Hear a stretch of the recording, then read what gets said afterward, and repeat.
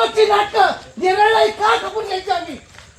नेरळकरांनो, नागरिकांना आपण सुज्ञ आहात की नाही? सुज्ञ आहेत, बरोबर आहे. हा आपल्या रांगा नाही का? लाईट बिल भरलं नाही तर लगेच हे कट करायला येतात, एक दिवस एक्स्ट्रा जाऊन देत नाही, व्याज लावतात. आता तुमच्यावर कोण व्याज लावेल? आणि तुमच्या फ्लक्च्युएशन मुळे आमच्या तमाम गोरगरिबांचं इथे काही अपेलान्सेस उडतात, त्यांचं कोण भरपाई देईल?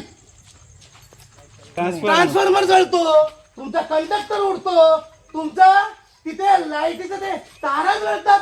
अरे कुठल्या प्रतीचे आहेत ते? नक्की ते आहेत का त्या क्वालिटीचे? लागणार. बाहेरून MSCB ला फोन लावतोय, फोन त्यांचा बघा लागत नाही. लागत नाही का? आज तो उद्रेक झाला रे. गरज असेल अटक करा मला, मी अख्ख्या निराकरणासाठी असेल मग मी कानावर बघायला तयार आहे.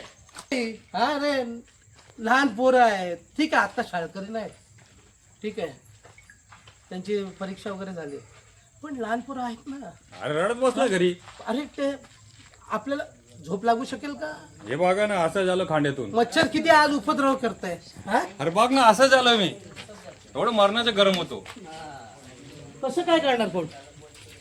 पत्रकार बंधूंनो, नेरळ शहरासह ममदापूर, दामात, भडवळ आणि शेलू परिसरात गेल्या अनेक दिवसांपासून सुरू असलेल्या सततच्या वीज पुरवठा खंडित प्रकारामुळे नागरिकांचा संताप अखेर अनावर झालाय.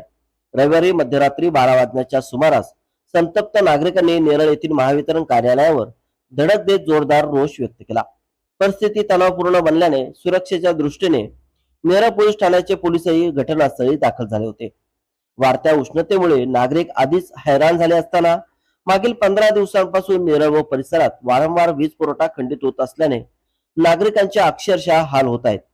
दिवस रात्र सुरू असलेल्या ये जा वीज पुरवठ्यामुळे अनेक घरातील इलेक्ट्रॉनिक वस्तू बंद पडल्याच्या घटना समोर आल्या. अजून मान्सूनची सुरुवातही झाली नसताना उकाड्यात नागरिकांची अक्षरशः लाहीलाही होत आहे. दिवसभर काम करून घरी परतलेल्या नागरिकांना रात्रीच्या वेळीही वीज नसल्याने प्रचंड त्रास सहन करावा लागत आहे.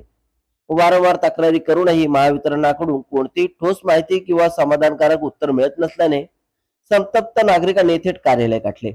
येथे काही नागरिक उकाड्याने त्रस्त असल्याने अर्धनग्न अवस्थेत पोहोचले होते. दरम्यान यावेळी वरिष्ठ अधिकारी सुट्टीवर असल्याने कार्यालयातील कर्मचाऱ्यांनाच नागरिकांच्या रोषाला सामोरे जावे लागले.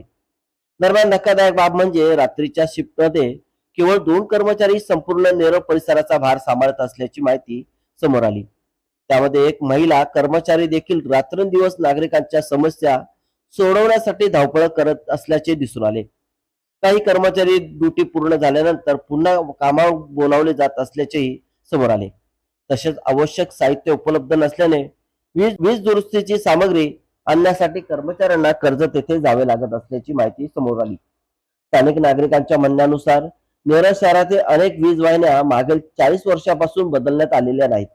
वाढत्या लोकसंख्येच्या तुलनेत ट्रान्सफॉर्मरची क्षमता वाढवण्यात आलेली नसल्याने अतिरिक्त भारामुळे वारंवार स्पार्क होणे, फ्यूज उडणे आणि वीज खंडित होणे अशा घटना घडत आहेत.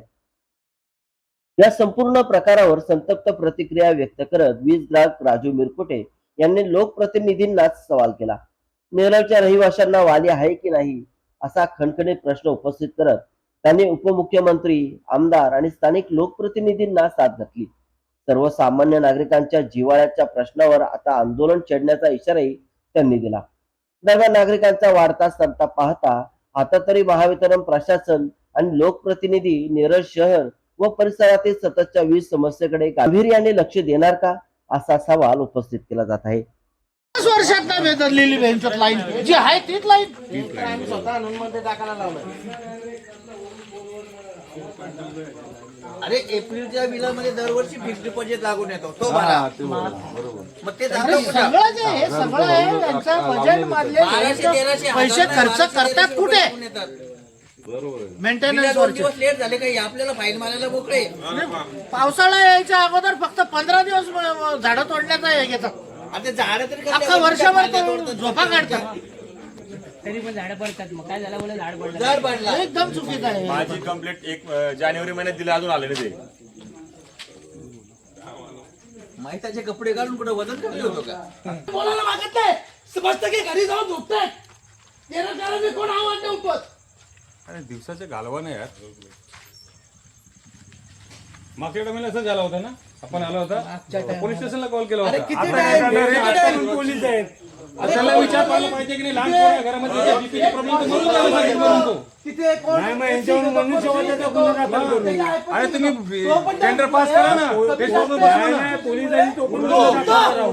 त्यांचा कोण भरपाई देईल?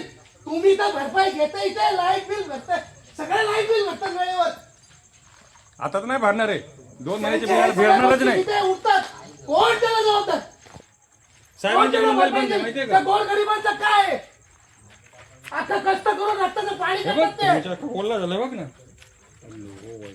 मग त्याचे पोरं दोन्ही पोरं रडत बसले इथे आता या क्षणी आपण उपोषणाला बसायचं, या क्षणी, आताच्या आत्ता, उद्या नाही. बीपी हाय नव्हतं तर का काय नाही बसायचं?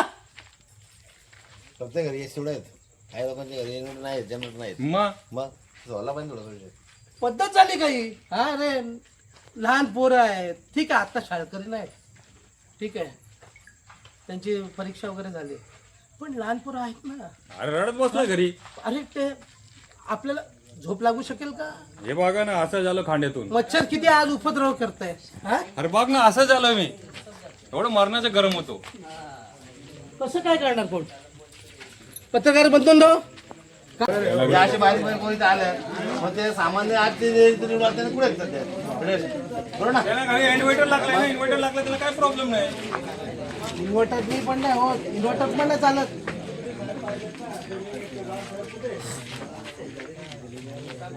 पोरगा बघा घामाघूम झाला कोण नाही घामाघूम झालाय? आम्ही पण झालोय. आणि एकूण